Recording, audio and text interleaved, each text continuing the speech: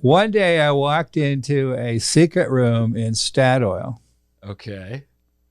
And as Ron knows, some of these well-to-do oil companies have these three-dimensional viewing rooms. Yeah.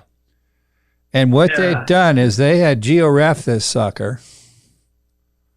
And you can see we don't have North and South Pole coverage on this particular projection, but we do on the polar projections maps. Yeah. So we have full Earth coverage. Right. Anyway, they had taken that and gone 3D on it on the globe. Wow. And one of the reasons they bought our project was because of this map. Well, one of the things there's a lot of things going through southern Peru that aren't on any geology map. Yeah, we need to fix up the map in the Peru area. That the Incapuquio fault zone is in there, but that's another thing. There's a guy called Terry Simpry. He's French, and he's now consulting. But he gave a talk at Lima that's the first really good explanation. Basically what happens is when you get to you got the Chileans that have this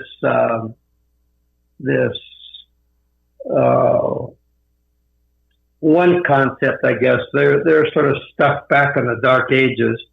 And then you've got the Peruvians, and you get to the Chilean-Peruvian border, and there's a huge disconnect there, right? Yeah. But he worked on both sides of the border and up there, and he made a really good presentation that the Inca, and they actually, nobody, when they go out there, they've got this fault on a map, and nobody's ever gone out there and stuck a fucking compass on it, right? And that's the same with parts of the Atacama Fault, right? Yeah. I actually went out there and found a canyon where I could actually stick a compass on it, right? And it dips back 45 degrees toward the basin.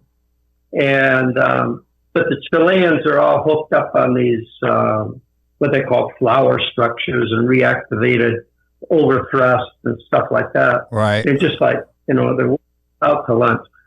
But he made a presentation about that the Incapuquio fault is a normal fault dipping back to the east, and the batholiths are the root zones of some of the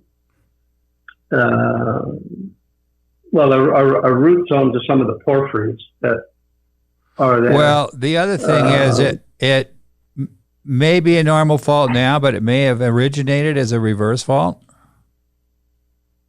I remember when I was mapping, I have a detailed map of the Choppy area. And right. Yeah. And there's a monocline that everybody missed.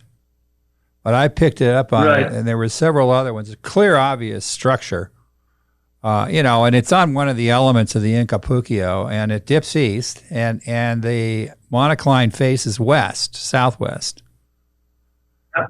And so that right in that area. So it's similar to what you were just describing, except that it's appears to be a reverse high angle, the intermediate angle reverse structure, and it's post the mineralization at Choppy. Whoa. Because the mantos are folded across it and upturned by it. Yeah, I don't know. He's got a couple publications where they had intrusive chemistry, age dates, a bunch of other stuff, and they matched up. He could match up plutons on the east side of the Incapuquio with what he thought was on the west side. But he had a really good concept, right?